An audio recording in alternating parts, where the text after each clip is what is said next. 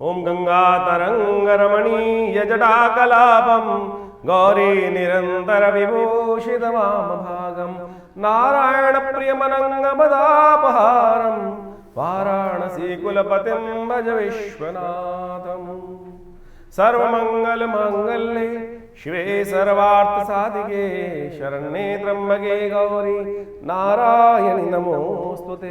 नमस्कार, स्वागत है आपका आचार्य वाणी में। मैं आचार्य डॉक्टर विक्रमादित्य आपके साथ हूँ और आज का विषय हमारा है मिथुन राशि वालों के लिए 25 तारीख का दिन, शनिवार का अवसर, एकादशी, षटतला एकादशी का सुंदर योग बन रहा है और ऐसे में भारतीय संस्कृति के अनुसार से इस दिन विशेष तौर पर बहुत सुंदर योग बनता है। ऐसे में विशेष तौर पर ग्रह योग के दृष्टिकोण से आपके लिए जो स्थिति है वो बहुत सुंदर बनी हुई है। बस थोड़ा सा आपको इस बात का ध्यान रखना है कि अपनी बुद्धि को स्थिर रखें। बुद्धि को स्थिर रखना इसलिए ज़रूरी है कि कई बार क्या होता है कि बुद्धि जो होती है, छोटे छोटे काम में जब लोग हमारा साथ नहीं देते हैं तो हम कुंठित हो जाते हैं, हम गुस्सा ज़्यादा करने लगते हैं और ऐसे में वो एग्रेसिवनेस जो होती है वो कहीं ना कहीं हमें बंधन में डाल देती है। तो ऐसे में थोड़ा शरीर का भी ध्यान रखना ज़रूरी है, इस बात का ध्यान रखें। तो षटतिला एकादशी है, इस दिन विशेष तौर पर तिल का दान, और शास्त्र के दृष्टिकोण से कहा गया है कि इस दिन तिल के 6 प्रकार के प्रयोग शास्त्र में कहे जाते हैं। भगवान विष्णु की सुंदर उपासना का अवसर। तिल देखते हैं ना आप लोग, भगवान विष्णु की किसी पूजा में तिल नहीं विशेष तौर पर चावल नहीं चढ़ते हैं, अक्षत जो है वो चढ़ाने निषेध कहे गए हैं, लेकिन उसका उपयोग करने के बजाय शास्त्र में कहा गया है तिल का उपयोग किया जाना चाहिए। और पुराणों के अनुसार से तिल की उत्पत्ति भगवान विष्णु के त्वचा से ही हुई है और ये जो विशेष तौर पर तिल जो है समस्त प्रकार की आरोग्यता को प्रदान करने वाला है। षटतिला एकादशी के दिन शास्त्रों में कहा गया है, यदि हिमाद्री ग्रंथ को आप पढ़ें तो उसके अंदर कहा गया है कि इस दिन माघ मास के कृष्ण पक्ष की जो एकादशी होती है वो सब प्रकार से स्नान करके भगवान कृष्ण की पूजा करके उनके 100 मंत्र को 108 बार या 11 बार या 8 बार या 28 बार जप कर आप अनेक प्रकार से माँ भगवान की को प्रसन्नता प्राप्त कर सकते हैं, उनका आशीर्वाद प्राप्त कर सकते हैं। इस दिन उपवास रखने का सुंदर वर्णन शास्त्र में मिलता है। कहा जाता है कि इस दिन भगवान विष्णु का जो पुरुष सूक्त के द्वारा पाठ करते हैं, ओम सहस्रशीरेखा पुरुषा सहस्राक्ष सहस्रपात सभूमि ग्वं सर्वतत्पित्वात्र तिष्ठत सांगुलम मां पुरुषाय वेद ग्वं सर्वं यद्भूतं यच भाव्यं मा उतामृतत्वशेषानो जदन्नेनातिरोहति।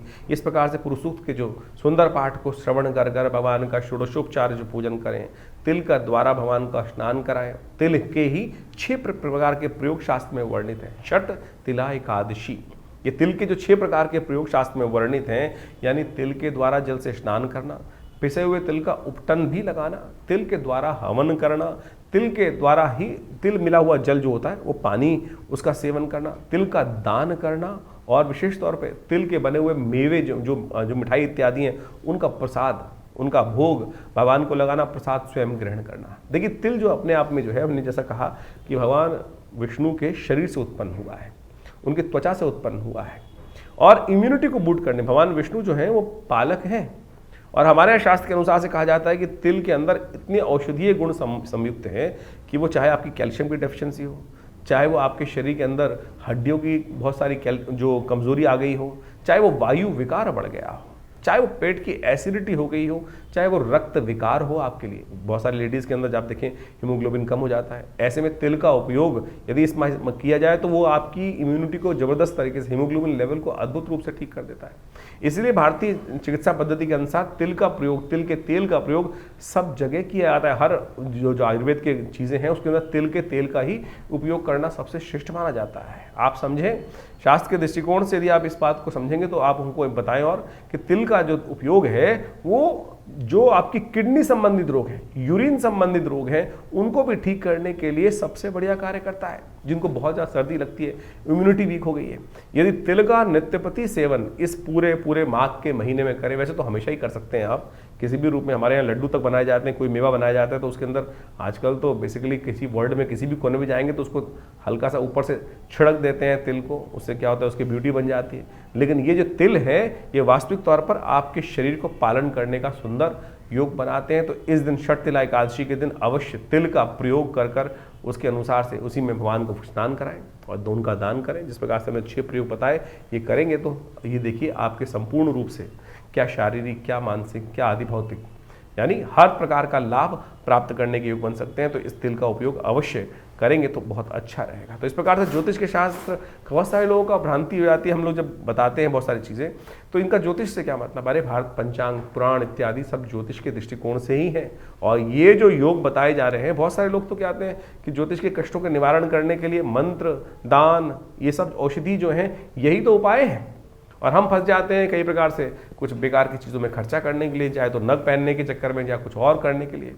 भारत, हम एक बात समझें, ये छोटे छोटे प्रयोग जो हम बता रहे हैं शास्त्र विधि के अनुसार से, हम तो जहाँ तक ग्रंथ का नाम भी आपको बताने का प्रयास करते हैं, समझाने का प्रयास करते हैं, इनको समझेंगे तो बहुत अच्छा आपके लिए रहेगा। इन सब चीज़ों को समझते हुए कार्य करेंगे तो बड़ा कल्याण का अवसर आपको अवश्य मिलता रहे। तो इस प्रकार से आपने समझा छठला एकादशी के दिन किस प्रकार से भगवान विष्णु के स्तवन कर आप अपने समस्त कष्टों को दूर करने का योग बना सकता है। शास्त्र कहता है, एक घड़ी आधी से पुनियाद तुलसी संगत साधकी, सही रूप से यदि आप कार्य कर लें तो समस्त कष्टों का निवारण करने का योग अवश्य बना सकते हैं। 26 तारीख रविवार का अवसर, द्वादशी तिथि है और ग्रह नक्षत्रों के दृष्टिकोण से परिवर्तन का योग बन रहा है और ये परिवर्तन आपके लिए अच्छे योग बनाएगा। सुबह सुबह चंद्रमा परिवर्तित करके आपके सप्तम, आपकी राशि से सप्तम सम्मुख आ रहे हैं और ये आपके लिए बड़ा अच्छा योग बन रहा है। ये आपके लिए अच्छा मोटिवेशनल योग रहेगा।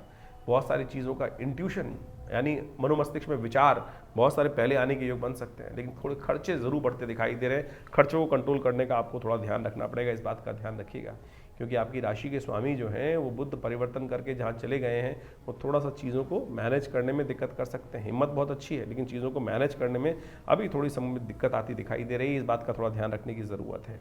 चाहे परिवार है, चाहे व्यवसाय है, चाहे बच्चे हैं, ये सब प्रकार के योग, इस बात का ध्यान रखना है कि जब क्या हो, फ्रस्ट्रेशन ना हो। बहुत सारी चीज़ों को हम पहले जान लेते हैं लेकिन हमारे हाथ में कुछ नहीं होता है।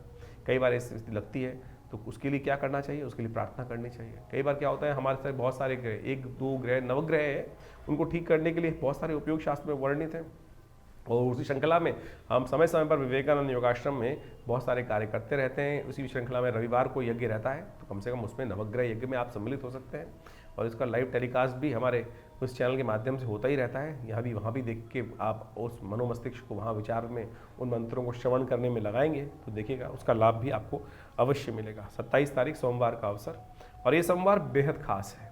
कुंभ का महीना चल रहा है और ऐसे में सोमवार का योग बन रहा है और त्रयोदशी का योग बन रहा है, तो सोम प्रदोष का योग बने। और देखिए प्रकृति ने कितनी सुंदर रचना करी।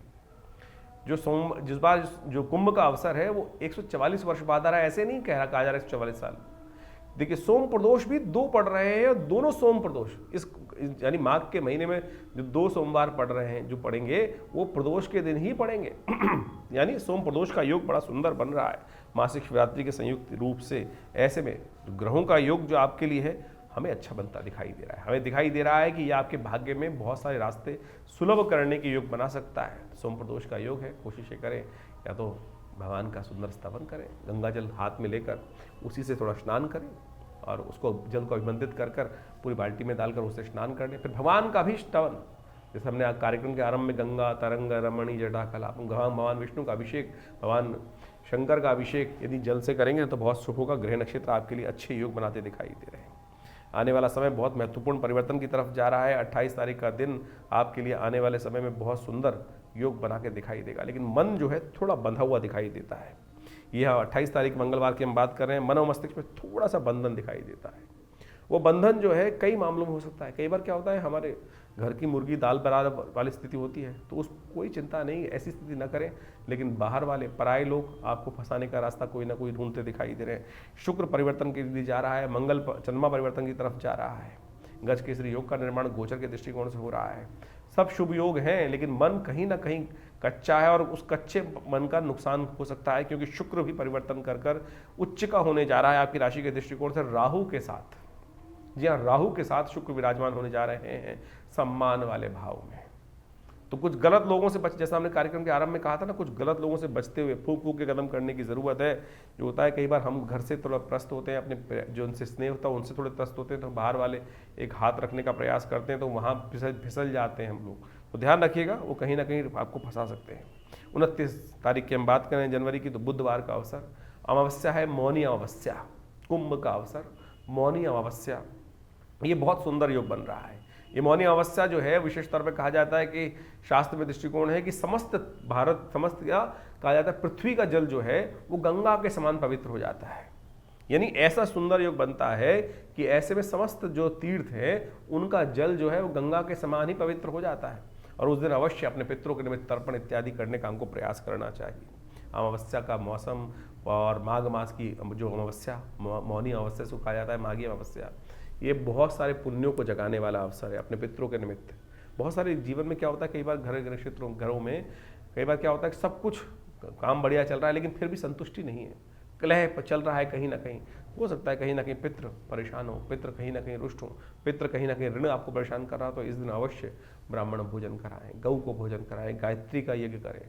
इससे आपके अनिष्टों को दूर करने का योग बनेगा। वैसे ग्रह अच्छे हैं, बृहस्पति से दृष्ट होकर चंद्रमा अष्टम भाव में विराजमान है, शनि महाराज आपके भाग्य में स्वग्रही होकर बैठे हैं। तो ऐसे में आप थोड़ा पुण्य को जगाने का प्रयास कीजिए। ग्रह आपके लिए अच्छे योग बनाते दिखाई दे रहे हैं। 30 तारीख का दिन बड़ा अद्भुत है और उस दिन से गुप्त नवरात्र आरंभ हो रहे हैं। माघ का शुक्ल पक्ष आरंभ हो रहा है और इस दिन ग्रह नक्षत्रों का परिवर्तन का योग भी बन रहा है और ये परिवर्तन चंद्रमा जो है शनि के साथ भाग्य में विराजमान होने जा रहे हैं। यह आपके लिए बहुत सुंदर रहेगा। और गुप्त नवरात्रि के दिन माँ भगवती का सुंदर स्तवन करके जैसे दुर्गा सप्तशती का पाठ करते हैं ना, वो अवश्य कीजिएगा। ऐसे में आवश्यकता भाग्य को जगाने की है। देखिए, बृहस्पति आपकी राशि के दृष्टिकोण, जब राशि की बात करें तो शुक्र उच्च का, आपकी राशि के दृष्टिकोण से शनि स्वग्रही, मंगल शक्ति के साथ योग बनाता दिखाई दे रहा है, चंद्रमा बहुत सुंदर रूप से विराजमान है, यानी मशीन बिल्कुल ठीक है।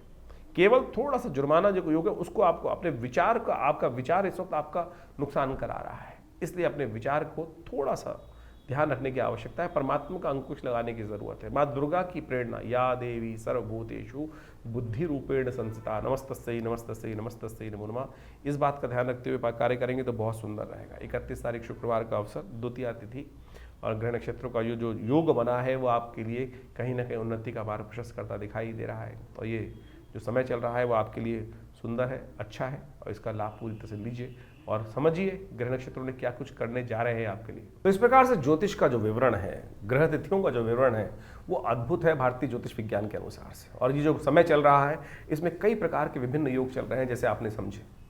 मंगल परिवर्तन की तरफ जो जाने के योग बना रहे हैं, शुक्र परिवर्तन की तरफ जाने के योग बना रहे हैं। मंगल तो लगातार पिछले काफ़ी लंबे समय से जिस प्रकार से अपने सबसे कमज़ोर राशि में चल रहा था वो परिवर्तन कर इस समय के आरंभ में अपनी राशि को परिवर्तन कर उसमें नया उत्साह वर्धन करने के लिए आपकी राशि के दृष्टिकोण से योग बना रहा है। शुक्र परमुच्च स्थिति में सुंदर भाव में उपस्थित होकर ग्रहों का योग को परिवर्तन करने की स्थिति को उत्पन्न कर रहे हैं। बुध भी इस वक्त राशि परिवर्तन का योग बना रहे हैं। ये समस्त परिवर्तन विशेष तौर पर देश काल परिस्थिति के अनुसार से कई प्रकार के नए योग बनाएंगे। यदि हम देखें तो इस समय में जो ग्रहों का योग है, एक पक्ष में एक तिथि घटी, दूसरे पक्ष में दूसरी तिथि बड़ी है, पंचमी बड़ी और उसके बाद अगले पक्ष में जाकर एक तिथि घट गई। तो ये ग्रह योग के दृष्टिकोण से जो स्थिति है वो बहुत ही विशेष तौर पर ऐसी है कि कुछ उठा पटक के योग, लहर जो होती है ना कि एक तरफ बढ़ रहा है एक तरफ घट रहा है, तो ऐसी स्थिति उत्पन्न कर सकती है। जो शेयर मार्केट इत्यादि में काम कर रहे हैं उनको थोड़ा सा ध्यान रखना चाहिए इस सब संबंध में। इसके साथ साथ इस पक्ष के अंदर एक बहुत अद्भुत योग बन रहा है। इस मास के अंदर देखें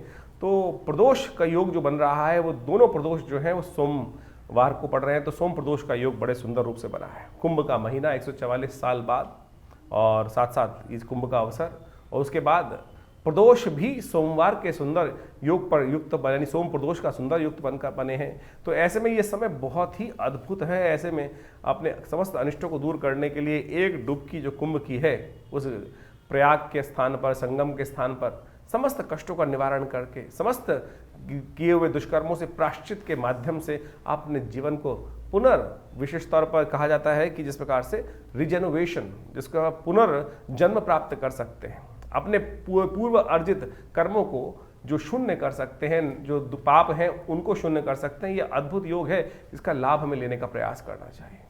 अब बहुत सारे लोगों के साथ ये स्थिति होती है कि बहुत सारे लोग कहते हैं कि हमको जाने में दिक्कत है, टाइम नहीं मिल पा रहा है। आप घर में भी ये जो वेला है ना, संपूर्ण जगत की वेला है। इस पुण्य काल का पर्व है, हमारे सबसे श्रेष्ठ कहा गया मानस पूजा, कि मनसा वाचा कर्मणा, 3 प्रकार के कर्म होते हैं। सबसे श्रेष्ठ जो कर्म कहे गए मन के संतुष्टि से ही चलते हैं। मने वो बंधन कारण मोक्षो, जिस प्रकार संसार में शास्त्र में कहते हैं, तो उसके अनुसार से आप कार्य करने का प्रयास करें तो बहुत सुंदर रहेगा। घर में भी बैठकर उन सुंदर समय समय पर जो योग बन रहे हैं, समय समय पर जो मुहूर्त बन रहे हैं, उन समय जहाँ बैठे हैं वहीं ध्यान में जाकर भगवान का सुंदर पूजन करने, उस सूर्यदेव भगवान शंकर कृष्ण विशेषकर भगवान विष्णु के पैर से निकली हुई गंगा कि वहीं डुबकी ध्यान में भी लगा लेंगे ना तो वो भी पुण्य प्राप्त करने के लिए अद्भुत योग बना सकता है। इस मास में 5 मंगलवार और 5 बुधवार का योग बन रहा है। बुधवार का योग तो संतुष्टि देता है, आनंद का योग देता है, लेकिन 5 मंगलवार का जो योग है ये कहीं ना कहीं राज्य भंग होने की स्थिति उत्पन्न कर सकता है। बहुत सारी जगहों में कहीं ना कहीं ऐसा बन सकता है योग धरा पर कि कुछ रक्त रंजित स्थिति बन सकती है, कुछ उठा पटक के योग बन सकते हैं, राज्य सत्ताएं हाथ से निकल सकती हैं। परिवर्तन का समय विशेष तौर पर जिस प्रकार से हमने कहा कि 5-5 ग्रह परिवर्तन की तरफ जा रहे हैं। इसके साथ साथ गुप्त नवरात्रि का भी सुंदर योग बन रहा है। गुप्त नवरात्रि का 30 जनवरी से योग जो बनकर तैयार है वो आपके अपने कर्म को सुधारने का योग है। गुप्त नवरात्रि कुंभ का समय और ऐसे में जो माघ का महीना प्रतिपदा शुक्ल पक्ष की प्रतिपदा से जो आरंभ होगा वो आपके समस्त अनिष्टों को दूर करने के लिए भगवती दुर्गा के सानिध्य में यज्ञ इत्यादि कर मनोकामना सिद्धि का अद्भुत मार्ग आपके लिए प्रशस्त करेगा। ऐसे में कोशिश ये करें श्रद्धा भाव से गुप्त नवरात्रि। आमतौर पे लोग 2 नवरात्रि को तो जानते हैं, चैत्र शारदीय नवरात्रि। गुप्त नवरात्रि भी अपनी मनोकामना पूर्ण करने के लिए गुप्त रूप से यदि उसका अनुष्ठान किया जाए तो बहुत सारे कष्टों को दूर करने का योग बनाती है। बहुत सारे लोगों के जीवन में ये होता है कि हम पता नहीं चलता जी हम करें ना करें पुण्य। अरे पुण्य करने का यथाउचित भाव से प्रयास करें। जीवन में समय भाग रहा है, क्या कर सकते हैं? पाप तो हर क्षण मनो मस्तिष्क के विचार से कहीं ना कहीं हो ही रहा है और अपनी श्रुति को ऊर्ध्वगामी बनाकर उस पुण्य की तरफ प्रेरित करना सबसे कठिन कार्य है। तो ये मुहूर्त इत्यादि जो शास्त्रों में विधान कथाएं जो वर्णित है वो इसीलिए वर्णित है कि किसी भी प्रकार ये न के न प्रकारेण मन को उस परमात्मा तत्वों में हम यथाउचित भाव से लगाने का प्रयास करें। तो क्या होगा? भगवती कृपा से, भगवान की कृपा से उस पुण्य को जगाने का सुंदर अवसर मिलेगा। और आप समझें कि जीवन में पुण्य के कम है या ज़्यादा है उसको कैसे पता लगाएं? जब जीवन में बार बार कहीं ना कहीं से कष्ट बार बार सब कुछ अच्छा करते हुए आ रहे हैं तो समझ लीजिए कहीं ना कहीं पुण्यों का अकाउंट परेशानी में डाल रहा है। दुख मन में चल रहा हो तो कहीं ना कहीं पुण्यों का अकाउंट क्षय हो रहा है, कम हो रहा है। तो उसमें ज़्यादा कर्म की आवश्यकता है, ज़्यादा उस समर्पण की आवश्यकता है, परमात्मा के श्री चरणों में ज़्यादा मन लगाने की आवश्यकता है। दान पुण्य इत्यादि करने से जो भी शास्त्र में वर्णित है वो पुण्य जागते हैं। इसलिए इस कर्म को अहर्निश यथाउचित भाव से जो जो मुहूर्त समय आते हैं उनके अनुसार से यदि करोगे तो कहीं ना कहीं कल्याण का मार्ग प्रशस्त करता रहेगा। हर बार की भांति इस बार भी गुप्त नवरात्रि के अवसर पर विवेकानंद योगाश्रम में दुर्गा सप्तशती का यज्ञ रखा गया है जो पूरे 9 दिन तक चलेगा। 30 तारीख जनवरी से आरंभ होकर आप भी माँ भगवती के उस सुंदर यज्ञ में जो बृहस्पतिवार से आरंभ होगा तो आप भी उसमें स्वयं भाग लेकर माँ या अपने प्रतिनिधित्व के रूप में हमारे आश्रम से जो प्रतिष्ठित व्यवस्था है उसके अनुसार से माँ भगवती दुर्गा के सानिध्य में जो भगवती का श्री विग्रह जो आश्रम पे प्रतिष्ठित है, जो 500 साल पुराना श्री विग्रह है, बड़ा प्राचीन श्री विग्रह है, चमत्कारी श्री विग्रह है। 1947 में पाकिस्तान से जब भारत का विभाजन हुआ उस समय कोई महानुभाव आश्रम पर उस मूर्ति को लेकर आए, उनको प्रतिष्ठित यहाँ किया गया और उनका चमत्कार अद्भुत है। उनके दर्शन कर कर उनका लाभ लेकर आप अपने मनोकामनाओं को सिद्धि कर सकते हैं, कष्टों को दूर कर सकते हैं। तो अवश्य आप इस नवरात्रों में गुप्त नवरात्रि के अवसर पर अवश्य यज्ञ में पधारें। 9 दिन तक ये विशेष कार्यक्रम रहेगा तो आपकी मनोकामना सिद्धि के लिए अद्भुत योग बन सकते हैं। जीवन में जब कष्ट आए उनको निवारण करने के लिए हम कर्म तो करें ही करें, प्रयास भी करें, लेकिन प्रार्थना जरूर करें। क्योंकि भगवान की प्रार्थना से क्या होता है, एक तो समस्याएं जो हैं बड़ी भारी समस्याएं भी छोटे से उस कंकड़ के रूप में परिवर्तित हो जाती हैं।